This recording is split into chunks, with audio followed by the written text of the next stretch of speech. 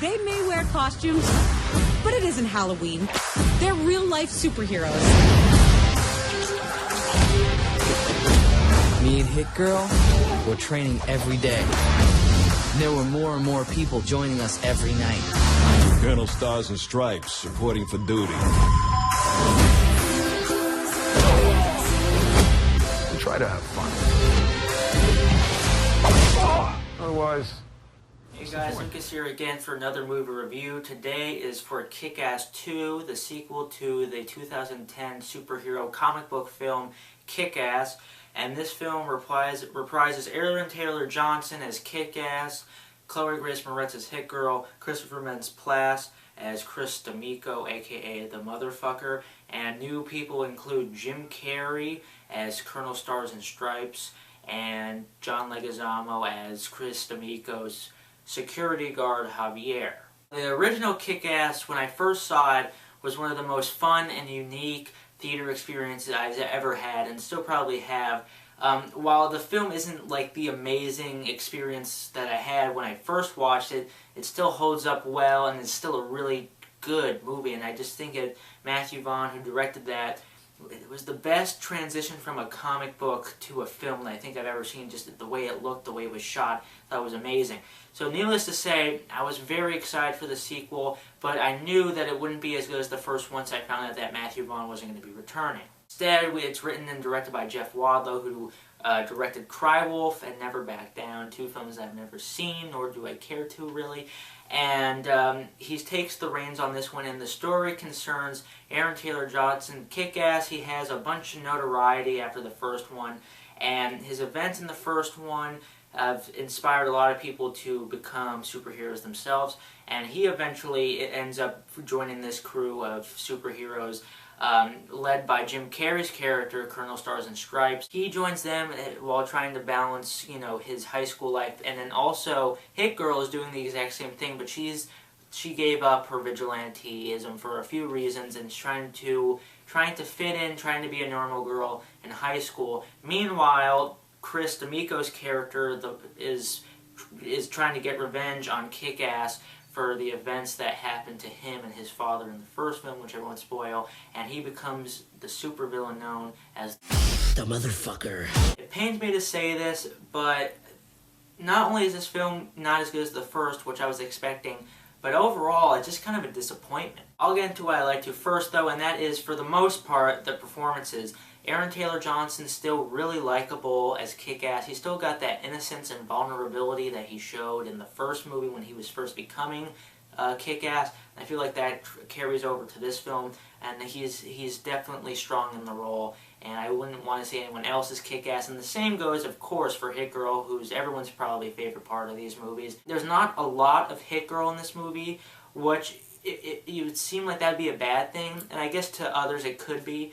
But to me, she's just such an interesting character that whatever she does, whether or not she's in the costume, is just really engrossing. So even though she's not in the costume very much, I still enjoyed where her story went. Also, I never thought I'd say this, but the person who stole the show and was my favorite part of this movie, Jim Carrey, despite his, to me, idiotic comments on this film and very hypocritical comments on this film, I thought he was great in the movie, and he was actually my favorite part. Jeff Wadlow does handle the action scenes well, nowhere near as well as Matthew Vaughn did in the first film, because that has some of the most inventive and creative and fun fight sequences you'll see in a comic book film, or just an action movie in general.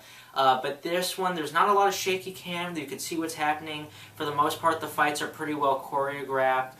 They're bloody, they're gory, and for the most part, I just found them really entertaining. I'll say the one thing that this film does do better than the first is that while I feel in the first film, like near the later half, I feel it kind of focused more on Hit Girl and Big Daddy more than it did on Kick-Ass, which is fine because they're fantastic characters, but I feel like it kind of took away and forgot about the lead character, and I felt like this film had a very nice story arc for Hit Girl, a very nice story arc for Kick-Ass, and they balanced those two very well. But the main problem with this movie is Jeff Wadlow is nowhere near the director as Matthew Vaughn, which obviously we were expecting.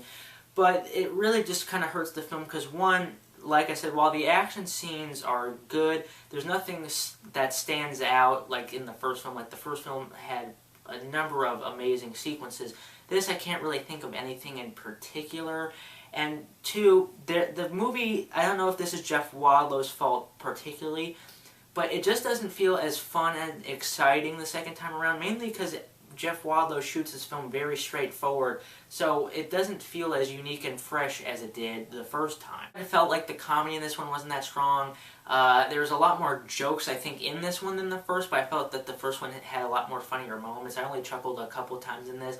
So to me, I didn't think the comedic writing, or just really the writing in general in this movie, was that strong. And while I like pretty much all the performances in this movie, I do not like Christopher Mintz-Plasse in this movie. One, I feel like everything with his character was just so rushed. It was like they had no time to develop him. Like, there's a thing that happens with him and his mom in the beginning of this movie that has, and it's a big, you know, changing moment for this character, and it has, like, to me, like, little to no effect on him. And the movie, like, kind of wants you to sympathize with him and hate him at the same time, and it's hard to sympathize with a character when the events that are happening have little to no effect on him. The film also tries to do so many things and wants to be so many different things that it does kind of drag in the middle because it feels so overstuffed. Luckily, it does pick up near the last half.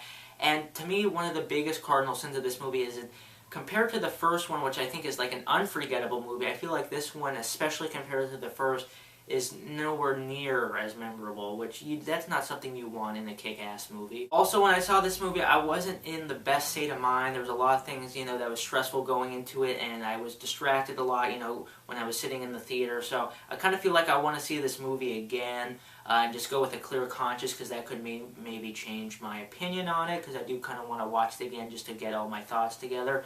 But overall, I feel like Jeff Wadlow, while isn't a terrible director, I feel like he kind of missed the essence and the fun of the first Kick-Ass. I still enjoy this universe. I still really like the characters in this movie. I just felt like it could have been done way better, and Matthew Vaughn is definitely missed. So for right now, this rating could change because I am going to go see it again, and I will do a spoiler review for this movie. I'm going to stick with 2.5 stars out of 5 for Kick-Ass 2. It pains me to say it because I really wanted to love this movie so bad.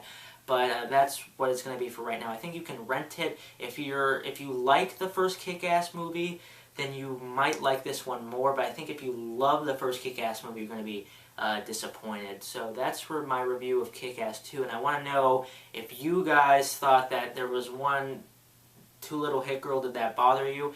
And 2, did you think that Jim Carrey was underused? And I personally thought he was my favorite person in the movie. So let me know who your favorite person was too. Please subscribe to this channel if you like this video. And I'll see you guys later. What's the birdie? There's no room for punks in suits.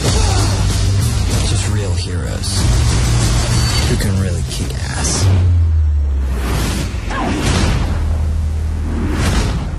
Who the hell are you? We're the good guys. They're the dead guys. Franz, wieder. Oh, Jesus! Yeah, there's a dog on your back.